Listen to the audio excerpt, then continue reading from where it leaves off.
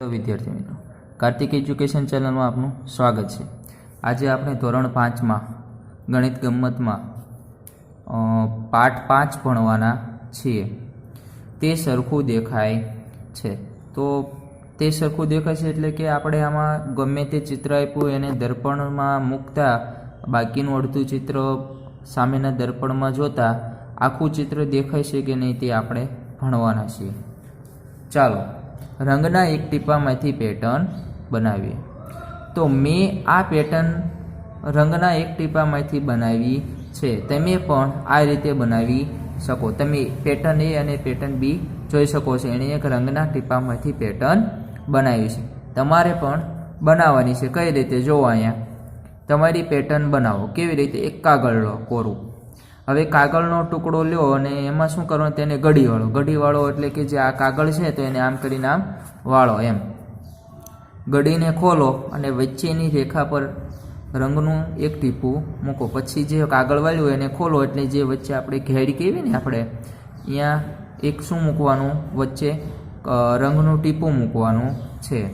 पछी तेने 2 वार वाळो अने कागळने दबावो जेथी रंग फैलाई जाय।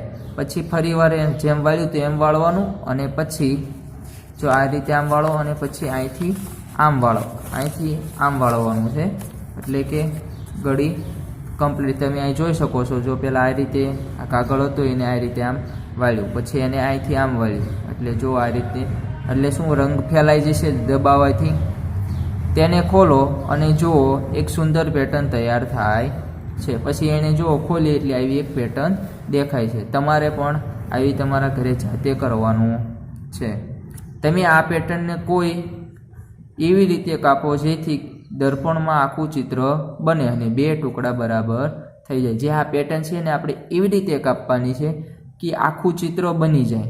કાપી એટલે આપણે દર્પણ આમ મૂકવી અરીસો આમ અથવા આમ તમે જે રીતે કાપો અહીંયા અરીસો મૂકો એટલે 2 ટુકડા પણ થઈ જાય। 2 ટુકડા સરખા થવા પડે અને દર્પણમાં જોતા આખું ચિત્ર થવું પડે। તો જે આ રેખા તૂટક રેખા તમને અહીંયા બતાય છે અહીંથી આપણે કાપશું ચિત્રને અને અહીંયા દર્પણ મૂકશું એટલે આવો ને આવો ભાગ સામે બતાય છે એટલે આખું ચિત્ર તમને આવું દર્પણમાં અને અડધું જે આ છે એટલે બતાય છે। આગળ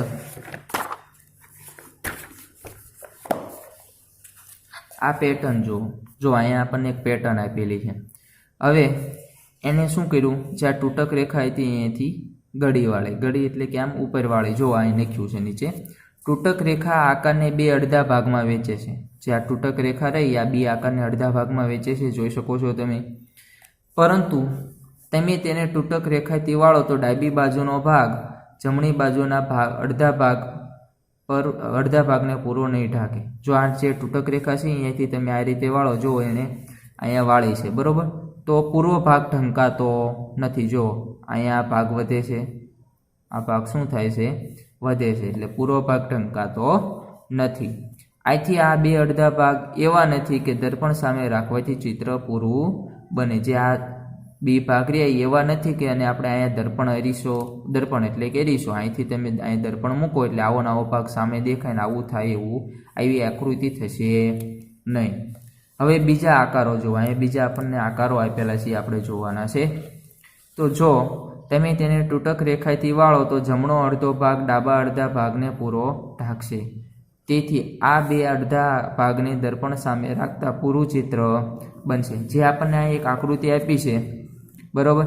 હવે એને જો અહીં તૂટક રેખાથી આ રીતે આમ વાળો એટલે જો અહીં તમે જોઈ શકો છો આ રીતે વાળી છે। તો અહીંયા તમે આ તૂટક રેખા ઉપર આમ દર્પણ એટલે કે રીસો રાખશો, તમારા ઘરે હોય તે નાનો એવડો રીસો તમે આમ રાખશો એટલે આ અડધો ભાગ ને અડધો ભાગ આવો ને આવો અરીસામાં બતાય છે એટલે આવી તમને આકૃતિ આખી બતાય છે। હવે આ ચિત્રો માટે એ જ રીતે વિચારો। આ ચિત્રોમાં પણ તમારે જો અહીં તૂટક રેખા આપેલી છે તો અહીંયા તમારે રીસો મૂકવાનો એટલે આટલો ભાગ રહ્યો એવો ને એવો સામે ભાગ બતાય છે એટલે તમારું આખું ચિત્ર બની જશે। આ ચિત્રમાં પણ એવું જ થશે। જ્યાં તૂટક રેખા છે અહીંયા તમે રીસો મૂકશો એટલે આવો ને આવો ભાગ સામે બતાય છે એટલે આવું આખું ચિત્ર તમને બતાય છે। આગળ જોઈએ તો અહીંયા આપણને કેટલાક ભાગ આપેલા છે, કેટલાક ચિત્રો આપણને આપેલા છે। તો આપણે કહેવાનું છે કે તૂટક રેખાથી આપણે જો એને દર્પણમાં રાખીએ તૂટક રેખાથી રેખા ઉપર દર્પણ તો આખું ચિત્ર બને છે કે નહીં? જો અહીંયા લખ્યું છે તૂટક રેખાથી બે ભાગમાં વહેંચતા આકારોમાં કયા આકારો દર્પણ સામે રાખવાથી પૂરું ચિત્ર બનશે? અહીંયા જે આપણને આકારો આપેલા છે એમાં કયા ચિત્ર ઉપર આપણે દર્પણ રાખીએ તો આખું ચિત્ર બનશે એ આપણે કહેવાનું છે. તો પહેલું ચિત્ર અહીંયા આપણને આપ્યું છે, તો અહીંયા દર્પણ રાખશું, અહીંયા અરીસો રાખશું, તો આવો નવો ભાગ આપણને નીચે એવો ને એવો ભાગ છે એટલે આપણને દર્પણમાં આખું ચિત્ર દેખાય છે. એટલે આપણે આમાં શું કરશું? સાચું. તમારે નથી કરવાનું. પછી બીજું, હવે જો હું અહીંયા દર્પણ રાખીશ, બરાબર, તો આવો નવો ભાગ આ બાજુ આવશે, તો આ જે વળેલો ભાગ બતાય છે તમને અહીંથી, જો આ વળેલો ભાગ છે ને એવો આ બાજુ આવશે, પાછળ આવશે નહીં. તો આની નાની જેવું ચિત્ર થશે નહીં. એટલે આમાં શું આવશે? ખોટું. ત્રીજું ચિત્ર અહીંયા આપણને આપેલું છે, પાંદડું એક આપેલું છે. તો પાંદડામાં તમે જોઈ શકો છો કે અહીંયા દર્પણ મૂકશો તો નહીં થાય, કારણ કે આ ભાગ વધુ છે અને આ ભાગ કેવો છે? ઓછો છે. એટલે આને આખો વાળશો, ઘડી વાળશો એટલે આખો આ ભાગ બાજુનો ભાગ ઢંકાય છે નહીં. તો આ પણ આવશે નહીં.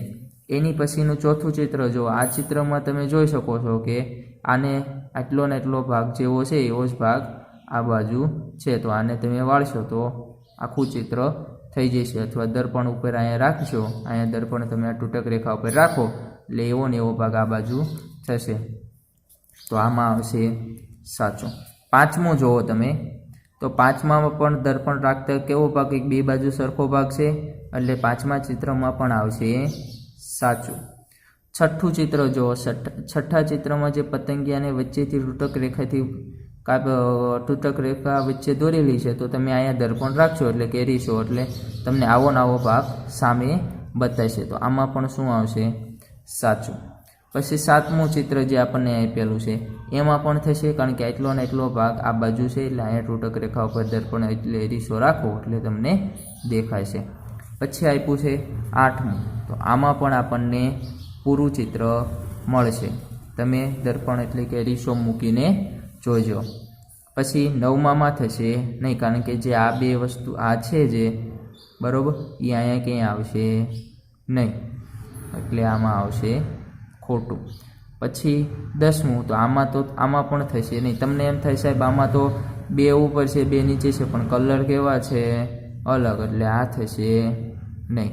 11મું પણ થશે નહીં, કારણ કે જો આટલો ભાગ તો એ અહીંયા ભાગ આવશે, એટલો જ ભાગ આવશે ને, એટલો ભાગ આવો આવશે તો અહીંયા આખું ચિત્ર થશે નહીં.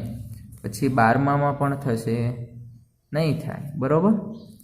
પછી 13મું, જો 13મું ચિત્ર આમાં થઈ જશે. જો વચ્ચેથી કાપ્યું એટલે આને આ રહ્યું દર્પણ સામે રાખો તો આખો ભાગ થઈ જશે.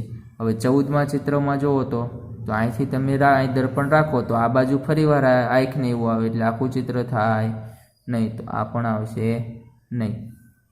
15મું ચિત્ર, જો અહીંથી તમે આ તૂટક રેખા દોરી છે, એરીસો રાખો તો આવો નવો ભાગ સામી બાજુ છે એટલે આ ચિત્ર થશે પૂરું. આપણે આગળ જોઈએ.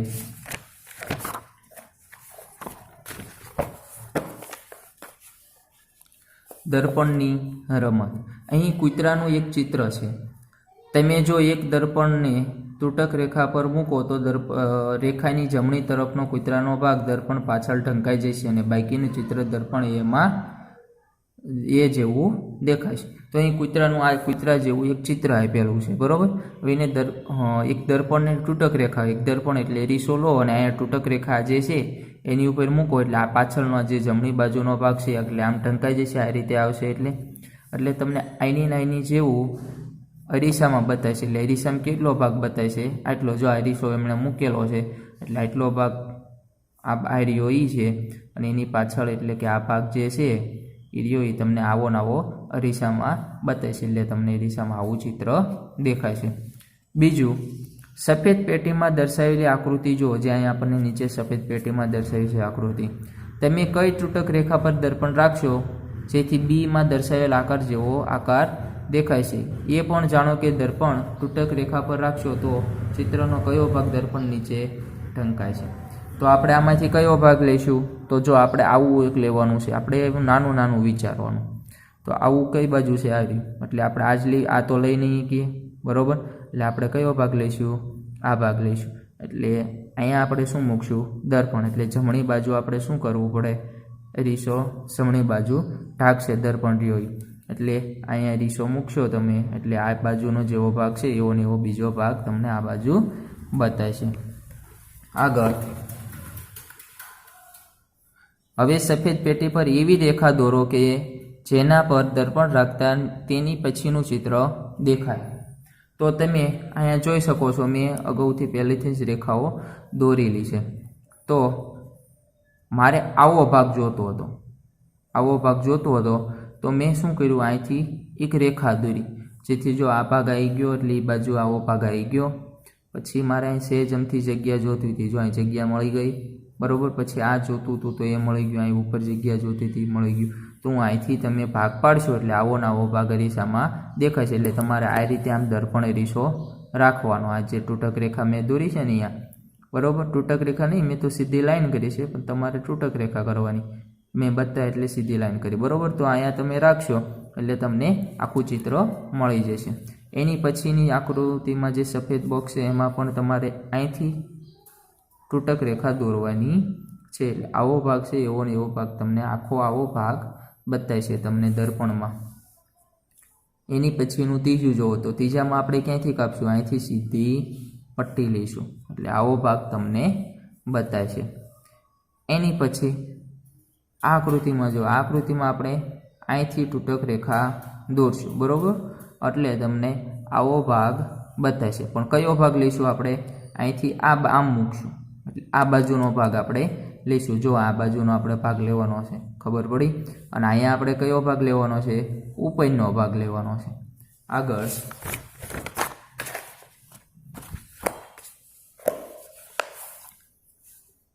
વેકીએ લાલ અને સફેદ આકાર બનાવ્યા છે.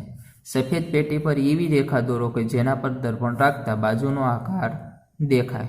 પ્રથમ પેટી પર કેવી રીતે રેખા દોરી છે તે જુઓ જેથી તેને દર્પણમાં જોતા બાજુમાં દર્શાવેલું ચિત્ર દેખાય. તો અહીંયા આપણને જે આકાર એણે બનાવેલા છે એની ઉપરથી આપણે કહેવાનું છે કે દર્પણ સામે રાખતા પ્રથમ આકાર જેવો દેખાય છે કે નહીં આપણે જોવાનું છે.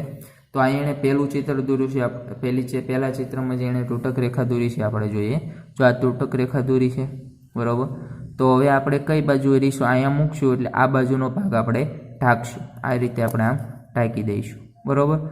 આવું જેવું ચિત્ર છે એવું ને એવું બીજું અંતર અરીસામાં બતાવશે એટલે આખો ભાગ કેવો થશે, આવો ભાગ બતાવશે. તો બીજા ચિત્રમાં જુઓ મેં લાઈન દોરી છે, મેં તૂટક નહીં મેં સીધી લાઈન દોરી છે. તો જો અહીંથી એટલો ભાગ મારે જોતો હતો અને અહીંયા થોડોક આવો ભાગ જોતો હતો, પીળો લાલ એટલે લાલ ભાગ જોતો એટલે મેં અહીંથી તૂટક રેખા દોરી એટલે આવો ને આવો ભાગ મને બાજુમાં બતાવશે એટલે મને આવું ચિત્ર મળશે. પછી ત્રીજી આકૃતિ જુઓ, ત્રીજી આકૃતિમાં મેં ક્યાંથી કાપ્યું છે, અહીંથી તૂટક રેખા દોરી છે એટલે આટલો ભાગ રહ્યો એ ભાગ આ બાજુ આવ્યો એટલે અહીં મેં રીસો મૂક્યો. આ રીતે આ બાજુનો ભાગ આપણે ઢાંકશું એટલે અહીં રીસો મૂક્યો એટલે આવો ભાગ છે એની મને રીસન દેખાણો એટલે આવી આકૃતિ થશે. એની પછીની આકૃતિ જુઓ, એની પછીની આકૃતિમાં ક્યાંથી મેં તૂટક રેખા દોરી છે બરાબર, જોઈ શકો છો તમે ચિત્રમાં બરાબર. તો તમારે હવે કયો ભાગ લેવાનો છે, તો તમારે આ બાજુનો ભાગ લેવાનો છે. તો આપણે ઢાંકશું કયું, આ ઢાંકી દઈશું અરીસા પાછળ આ વસ્તુ આપણે ઢાંકી દઈશું એટલે આ ભાગ છે એવો ને એવો બીજો અરીસામાં દેખાશે એટલે આવી આકૃતિ તમને દેખાશે. એની પછી તમે જુઓ જે આ તમને આકૃતિ આપી છે તો એમાં આપણે કયો ભાગ લઈશું, તો અહીંયા આપણે આ રીતે આમ ઢાંકી દઈશું. તો આ માટે આપણે જોવે છે તો આ માટે આકાર આવી રહ્યો છે ને. તો આપણને એટલી ખબર પડી ગઈ કે આ આકાર આપણે લઈશું નહીં, કયો આપણે આકાર લઈશું, આ આકાર લઈશું બરાબર. તો આથી તમે ઢાંકો એટલે આ બાજુનો આકાર તમને એટલો મળશે અને રીસો આમ રાખો એટલે તમને બાકીનો ભાગ મળી જશે. અહીંયા સુધી આપણે ભણીશું, બાકીનું પછીના વિડીયોમાં ભણીશું.